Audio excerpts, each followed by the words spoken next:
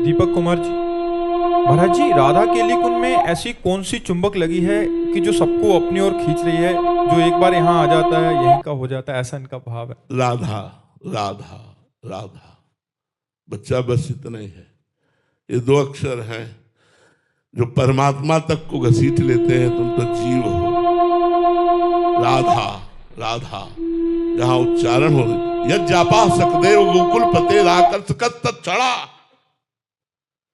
राधा का नाम उच्चारण करने मात्र से गोकुलपति श्री कृष्ण तत्क्षण आकर्षित होकर उपस्थित हो जाते हैं। यद जापा सकदेव गोकुलपते राकर्षकत तत्क्षणा जत्र प्रेमताम समस्त पुरुषार्थेषु स्फुरे तुच्छता। धर्म अर्थ काम मोक्ष ये तुच्छ प्रतीत होने लगते हैं, ऐसा राधा नाम से प्रेम प्रकट होता है। तो यहाँ राधा नाम की गूंज है, यहाँ राधा नाम का प्रभाव है। 24 घंटे राधा नाम राधा केली कुंज में कीर्तन होता है। शेष समय वाणी चर्चा, वाणी गायन, आठों पैर अष्टयाम श्री जी की सेवा, महापुरुषों के चरित्र, महापुरुषों का समागम, ये सब परमाणु घसीटते हैं और कोई जादू नहीं है, राधा नाम का खेल है। ये राधा नाम का चमत्कार है। महाराज जी, धाम आना, संत समागम होना भजन का प्रयास है या ये मेरा प्रारब्ध था या श्री जी की कृपा है? महाराज जी, श्री जी की कृपा है, इसमें प्रारब्ध काम नहीं करता। प्रारब्ध तो केवल सुख और दुख दे सकता है। शुभ कर्म का फल सुख है, लौकिक। अशुभ कर्म का फल दुख है, लौकिक। लेकिन पारलौकिक सुखों को प्राप्ति कराने के लिए परमार्थ साधन है। पर संत समागम, भगवत धाम, भगवत प्रेम ये कृपा से होता है। यह गुण साधन ते नहीं हुई, तुम्हारी कृपा पाओ कोई कोई, कृपा से होता है।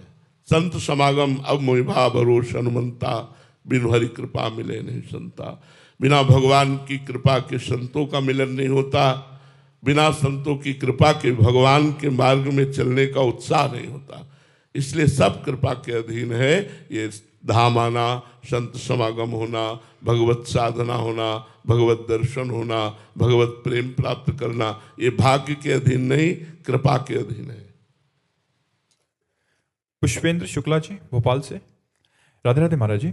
महाराज जी, अहंकार की उत्पत्ति कैसे होती है एवं इसके समूल नाश करने की सतत साधना कैसे हो? अज्ञान से अहंकार की उत्पत्ति होती है, अविद्या से अहंकार की उत्पत्ति होती है। अज्ञान के कारण ही हम अपने को देह मानकर और देह भाव में विचरण करते हैं। ये भ्रम मूलक अज्ञान है। आत्मस्वरूप का विस्मरण हो जाना और देह भाव से युक्त हो जाना, ये अज्ञान के कारण है। अज्ञान, मोह, भ्रम, इसी का मूल कारण है ये अहंकार। संस्कृत मूल शूल प्रदनाना, सकल शोकदायक अभिमाना, इस आवागमन का भी मूल है। ये समस्त दुख भय चिंता का भी मूल है।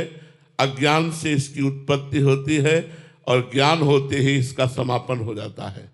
या तो भक्ति के मार्ग में चलते हुए अहंकार को भगवान में समर्पित कर दे, या सांख्य योग ज्ञान के द्वारा इस अविद्या का नाश करके अपने स्वरूप में स्थित हो जाए, तो अहंकार का नाश हो सकता है। अहंकार का नाश करने के लिए संतों का संग करो, शास्त्रों का स्वाध्याय करो, अधर्माचरण का त्याग करो और धर्ममय आचरण करो, और उन आचरणों के भी कर्ता भाव को भगवान के चरणों में समर्पित कर दो, तो अहंकार नष्ट हो जाएगा। अहंकार ये ही जन्म मरण का हेतु है। ये विविध कर्मों को कराने वाला, शुभ अशुभ कर्मों को कराने वाला और नाना प्रकार के भोगों का भोगने वाला, यही कर्ता और भोक्ता है। अहंकार विमूढ़ आत्मा कर्ता हमिति मन्यते, ये मूढ़ता अज्ञान से उत्पन्न हुआ अहंकार ही अपने को कर्ता और भोक्ता मानता है। बात समझ में आ रही है जी? सूरज कुमार जी, पटना से। राधे राधे महाराज जी। महाराज जी, श्री जी के शरणागति होने का सबसे सरल उपाय क्या है महाराज जी? संत संग। बिना संत संग के, रसिक संग के शरणागति हो ही नहीं सकती। अगर प्रेमी जनों का संग न हो तो भगवत मार्ग की चाह ही उत्पन्न नहीं होती। भोगियों के संग से भोग की चाह होती है और योगियों के संग से योग की चाह होती है। तो संत संग अपवर्ग कर कामी भोकर पंथ। यदि हम संसार की कामनाओं से युक्त कामी पुरुषों का संग करेंगे तो हमारे अंदर कामनाओं की ही उत्पत्ति होगी और वो कामनाएं बढ़ेंगी और मुझे आवागमन के चक्र में डालेंगी।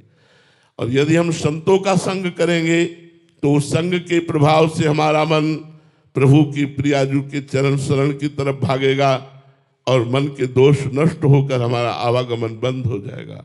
हम परम धाम में निरंतर प्रभु के समीप वास करेंगे।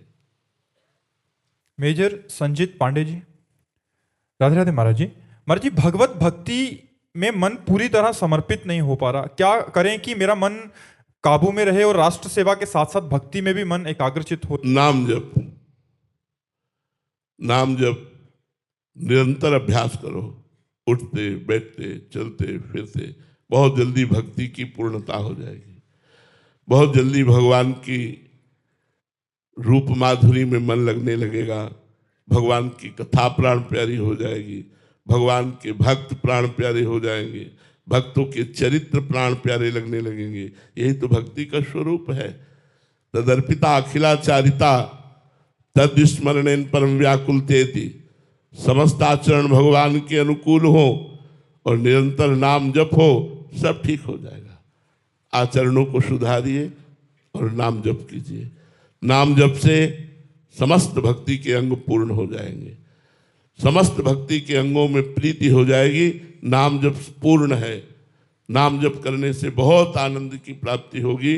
पहले पाप नष्ट होते इसलिए हृदय जलता है, मन नहीं लगता। लेकिन यदि नाम जप करते करते पाप नष्ट हो जाए फिर हृदय नाच उठता है। पायो जी पायो मैंने राम रतन धन पायो। वस्तु अमोलक दी मेरे सदगुरु निज दिन बढ़त सवायो। पायो जी पायो मैंने राम रतन धन पायो। भगवान का नाम रूपी रतन जब मिल गया तो मुझ गरीब को परमानंद की प्राप्ति हो गई, अचाह स्थिति हो गई। इसलिए नाम जप करो। हेमंत जी चंडीगढ़ से। राधे राधे महाराज जी। महाराज जी, संत महापुरुषों के जीवन में भी असाध्य रोग कष्ट आते हैं, तो क्या इन महापुरुष जनों का जन्म भी कर्म बंधन वश होता है? देखो, आचार्यों का और भगवान का अवतार प्रकृति को अधीन करके होता है। शेष सबका जन्म प्रकृति के अधीन होता है। केवल आचार्य और भगवान प्रकृति को अधीन करके अवतरित होते हैं। कोई कर्म बंधन उनका नहीं।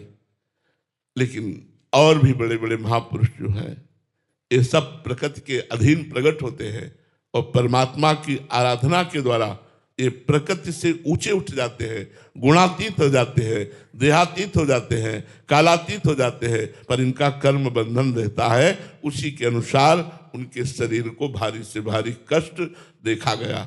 किसी के गले में कैंसर, जैसे रामकृष्ण परमहंस जी के गले में कैंसर था, बड़े बड़े संतों के शरीरों में देखा गया। उसका कारण है कि अनंत जन्मों का काम खत्म होने वाला है। अब वो जन्म मरण से मुक्त होने वाले हैं। इसलिए सब कर्मों को, संचित कर्मों को भगवान ने भस्म कर दिया। नए कर्म जो हैं वो निष्फल हो गए। प्रारब्ध को भोगवा दिया और वो भगवत प्राप्त हो गए।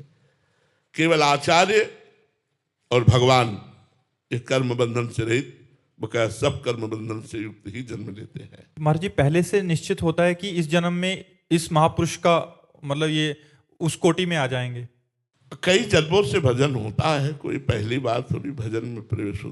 कई जन्मों से भजन होते होते फिर वो चढ़ाई पे चढ़ पाता है। कोई कोई ऐसा होता है गुरु कृपा से एक ही जन्म में काम बना लेता है, किसी के कई जन्म लगते हैं। तो ये तो नहीं है कि अगले जन्म में ये महापुरुष हो जाएगा। अब उसका भजन किस कोटि का है? जैसे भरत जी ने भजन किया, भजन में चूक हो गई कि हिरण में ममता हो गई और अंतिम समय मरते समय हिरण का ध्यान किया तो अगला जन्म हिरण का हुआ। अब हिरण के जन्म में इतनी तपस्या और भजन की कि अगला जन्म ब्रह्मबोध संपन्न महापुरुष जड़ भरत के रूप में हुआ।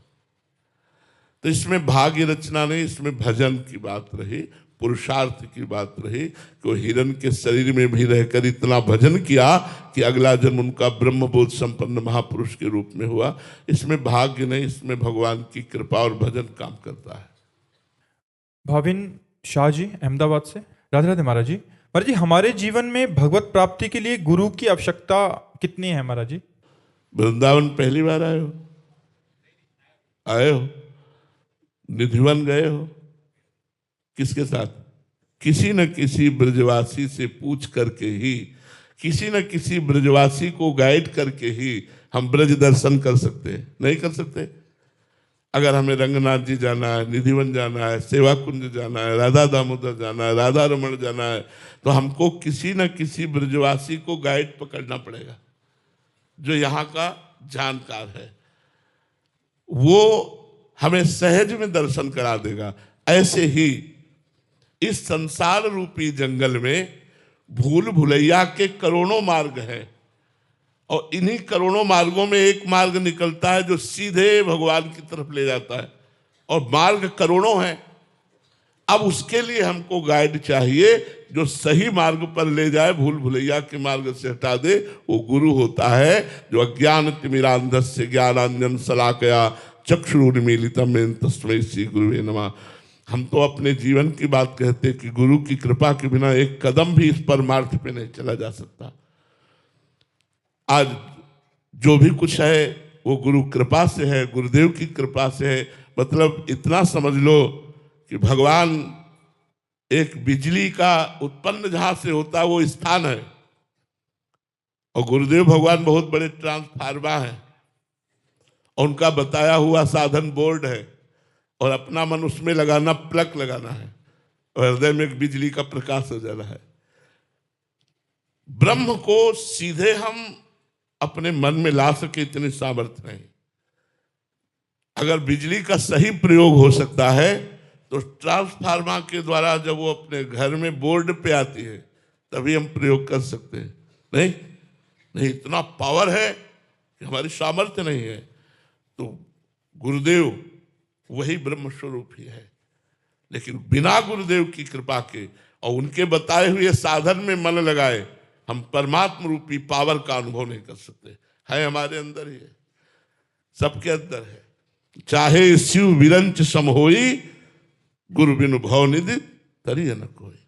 बिना गुरुदेव की कृपा के संसार समुद्र से पार होना असंभव। ये हमारी श्रद्धा, हमारा विश्वास, हमारे शास्त्र आज्ञा ऐसा करते हैं कि अगर आपको परमार्थ में चलना है तो गुरुदेव की आकांक्षा करो और भगवान को गुरुदेव के रूप में वरण करो। वही भगवान किसी न किसी रूप में आपको पकड़ लेंगे और आपका बेड़ा पार कर देंगे। गुरु कृपा के बिना भव समुद्र से पार होना अत्यंत कठिन है। मोक्ष मूलम गुरु कृपा, मोक्ष मूलम गुरु कृपा, ध्यान मूलम गुरु मूर्ति, पूजा मूलम गुरु पदम, मंत्र मूलम गुरु वाक्यम, मोक्ष मूलम गुरु कृपा। तो हमारा हृदय तो सदैव गुरुदेव के चरणों रज के आश्रित है, और हम ये चाहते हैं कि बिना गुरुदेव की चरण कृपा के हमारा मन एक क्षण भी कहीं और ना जाए। बस गुरुदेव ही गुरुदेव है, गुरुदेव ही इष्ट देव है, इष्ट देव ही गुरुदेव है, गुरुदेव ही हमारे माता पिता सब कुछ है। ऐसा भाव बन जाए, गुरु के सिवा और कुछ नहीं, गुरु ही सब कुछ है। महाराज जी, जिन्होंने गुरु अभी नहीं बनाया और ऐसा विचार आया कि अभी गुरु बनाना चाहिए, तो उन्हें कैसे पता चले? क्या भगवान से अभी उत्तर दिया, भगवान को गुरु बनाना चाहिए, वही आकर पकड़ लेंगे या आपको बुला लेंगे। वंदे कृष्णम जगत गुरु, हे जगत गुरु, मैं आपको गुरु रूप में वरण करता हूँ। यदि प्रगट में गुरुदेव की आवश्यकता है तो आप प्रगट रूप में आप हमारा हाथ पकड़ लीजिए आकर, या आप हमको बुला लीजिए और बता दीजिए कि आप मेरे गुरुदेव के रूप में हैं, मैं आपकी शरण में हूँ। तो वही भगवान आपको सच्चे संत से मिला देंगे। मनोज जी, राधे राधे महाराज जी। महाराज जी, हम बार बार विषयों में फंस जाते हैं महाराज जी। महाराज जी, ये त्रुटि को सुधारने के लिए क्या किया जाए? हाँ, भगवत आराधना ही है जो वासना को शांत कर सकती है। और दूसरी बात है कि कुसंग का त्याग कीजिए। जैसे मोबाइल से कुसंग, व्यक्तियों से कुसंग, दृश्य का कुसंग, श्रवण का कुसंग, मन का कुसंग, इन कुसंगों का त्याग कीजिए और आराधना कीजिए। श्रीमद् भागवत का रोज एक अध्याय पढ़िए, रोज कुछ गिनती से नाम जप कीजिए। वो काउंटर रख लीजिए, 50,000, 1 लाख ऐसे नाम जप कीजिए। एक अध्याय भागवत पढ़िए, हो सके तो संतों के चरित्र पढ़िए। देखिए आपके बहुत जल्दी सुधार हो जाएगा, बहुत जल्दी सुधार हो जाएगा। वासनाओं पर शासन करने के लिए अध्यात्म बल तैयार हो जाएगा। पर अब ऐसे एक आध माला घुमा लिया और मनमानी आचरण फिर नहीं। 50,000, 1 लाख, 2 लाख ऐसे नाम जप करो, पाठ करो, संतों के चरित्र सुनो, संतों का सत्संग सुनो, तो धीरे धीरे मन पवित्र हो। पवित्र मन भगवान में लगता है और अपवित्र मन वासना में लगता है। निहारिका जी आगरा से, महाराज जी मोह से पार पाने के लिए महाराज जी क्या करें? भगवान से ममता कर लो, मोह का नाश हो जाएगा। ये मोह जो है ये सबको अंधा किए हुए है। हमारे जो ज्ञान नेत्र हैं उनके ऊपर पर्दा डाले हुए। मोह मूल बहुशूल पद, त्यागो उत्तम अभिमान, भजो राम रघुनायक कृपा सिंधु भगवान। मोह गए बिनु राम पद होए न दृढ़ अनुराग। ये मोह यदि हम खूब भगवान की कथा पढ़ें, भगवान की कथा सुने, तो महामोह महिषेष विशाला, राम कथा कालिका कराला। ये महान मोह जो जीव को बंधन में डाले हुए है, ये मानो महिषासुर है। और भगवान श्री हरि की कथा मानो आद्याशक्ति कालिका देवी है, दुर्गा देवी है। जैसे दुर्गा देवी महिषासुर का मर्दन कर दिया, ऐसे भगवान की कथा मोह का नाश कर देती है। और जहाँ मोह नष्ट हुआ वो तहाँ भगवान से प्रेम हो जाता है। मोह गए बिनु राम पद होए न दृढ़ अनुराग। तो हमें भगवान की कथा अधिक से अधिक सुननी चाहिए, भगवान की कथा पढ़नी चाहिए, भगवान का नाम कीर्तन करना चाहिए और भगवान के आश्रित रहना चाहिए। इसी से मोह का नाश होगा। राधे राधे महाराज जी। महाराज जी नवीन युवावस्था में स्वयं को बाहरी कामादि आकर्षणों से कैसे बचाएं महाराज जी?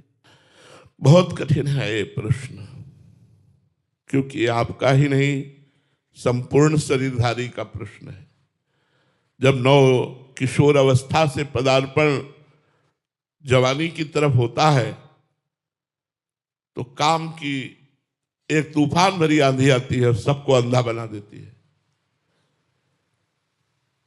काम ऐसा अंधा कर देता है जो नहीं करना चाहिए वो करवा लेता है। अगर कोई बच सकता है इस आंधी से, इस तूफान से, तो भगवान की शरण में होकर भगवान का सुमिरन करने से।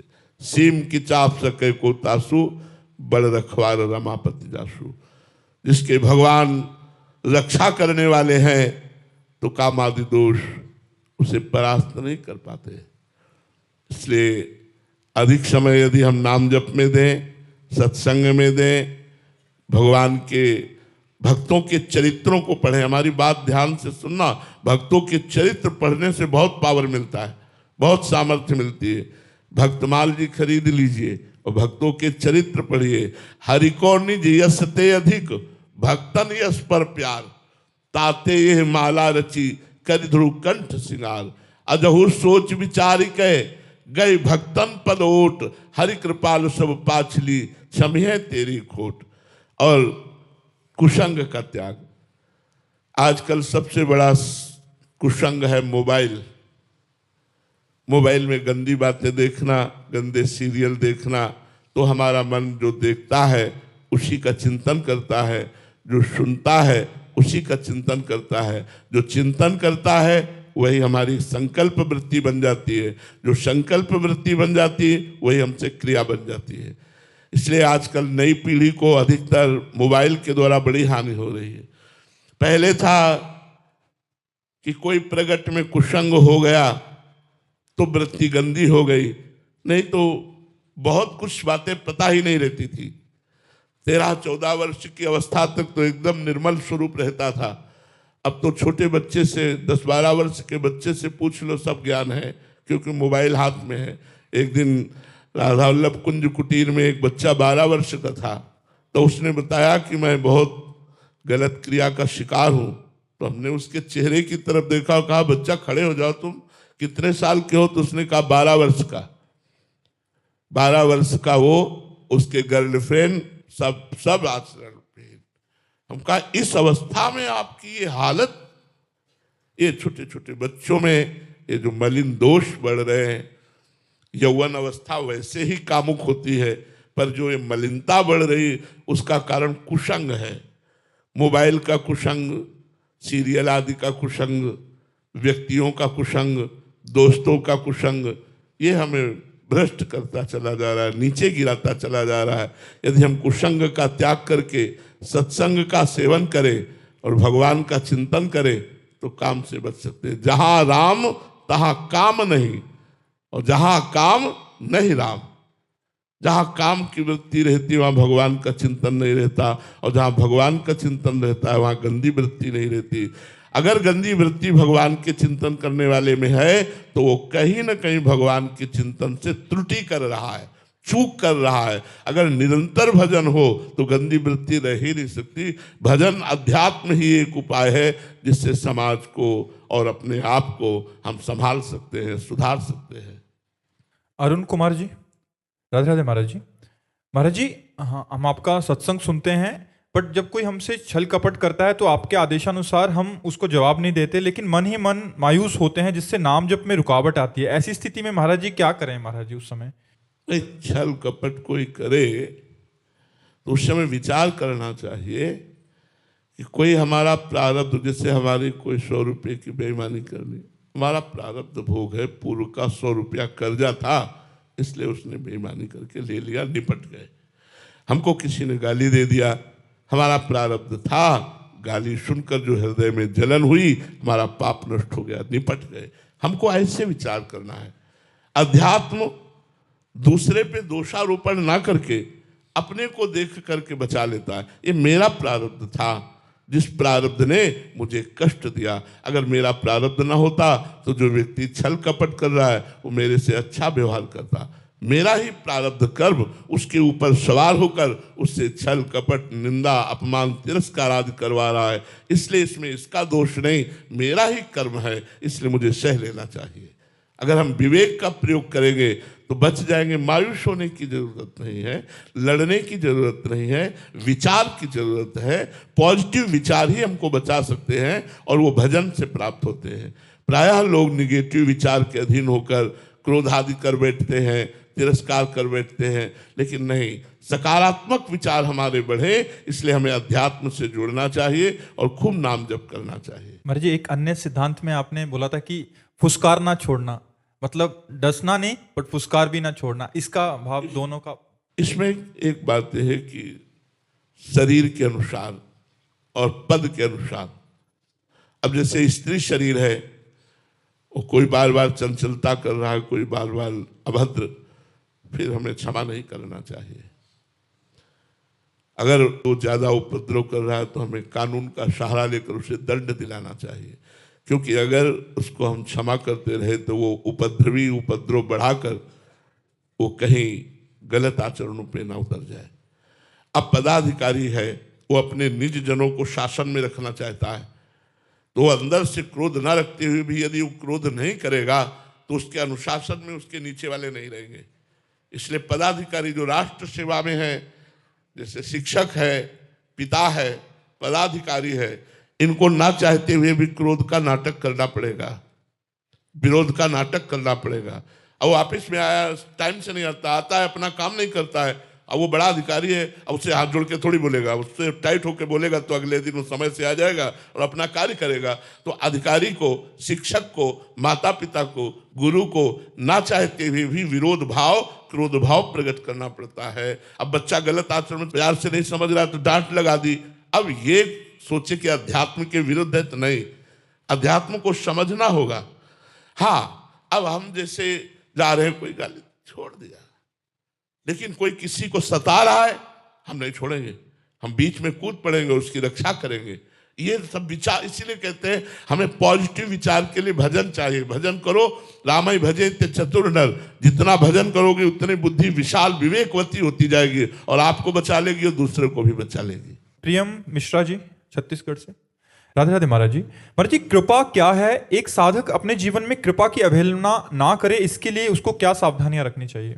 सबसे बड़ी बात है, मन को बार बार जो भोगों में, संसार में नाना प्रकार के व्यक्ति पदार्थों में जा रहा है, इसे हटाकर प्रभु में लगाएं। जितना मन प्रभु में लगेगा उतना ही कृपा का अनुभव होगा, उतना ही हम शास्त्र आज्ञा का पालन कर पाएंगे। प्रभु से मन हटा कि का हनुमंत विपत्ति प्रभु सोई, जब तो सुमिरन भजन न होई। जब भगवान का स्मरण नहीं होता, भगवान का भजन नहीं होता, तो मन भोगों में फंसा देता है। भोगों में फंसना ही विपत्ति है। भोगों का अधर्म पूर्वक भोगना ही कृपा की अवहेलना है। इसलिए कृपा का आदर करने के लिए मन को प्रतिपल प्रभु में लगाए रखें, जिससे वो गलत आचरणों की तरफ न जाए, जिससे हमारी बुद्धि शुद्ध बनी रहे। हमें शास्त्रों का स्वाध्याय करना चाहिए, सत्संग सुनना चाहिए, पवित्र भोजन पाना चाहिए और सावधानी पूर्वक प्रतिपल भगवत स्मरण करना चाहिए। इससे हमारे ऊपर कृपा और बढ़ेगी और कृपा का अनादर या अवहेलना हमारे द्वारा नहीं होगा। महाराज जी, कृपा का वास्तविक अर्थ क्या है? निरंतर भगवत स्मृति में तन्मय हो जाना। जाकी कृपा लवलेश ते मतिमंद तुलसीदास हु, पायो परम विश्राम राम समान प्रभु नाहि कहूं। कृपा का स्वरूप है भगवान के चरणों में मन का निरंतर लग जाना। सावई मनः कृष्ण पदारविंदयो। एक एक वृत्ति कृष्ण गृहीत मानसा। कृष्ण ने हमारे मन को ग्रहण कर लिया, आकर्षित कर लिया। एक एक वृत्ति कृष्णाकार हो गई। यही भगवान की कृपा है। यही कृपा का स्वरूप है कि निरंतर भगवान का मन क्रम वचन छाण चतुराई और भजत कृपा करिहे रघुराई। मन वचन कर्म से सांसारिक कपट चतुरता का त्याग करके भजन किया जाए तो कृपा ही कृपा है। यही कृपा का स्वरूप है।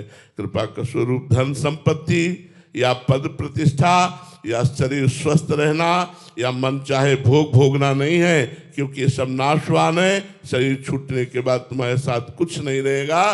तो कृपा का स्वरूप है भगवत स्मरण, भगवत नाम जप, भगवत लीला कथा कथन और श्रवण, नाम कीर्तन, पवित्र आहार, ये सब कृपा का स्वरूप है।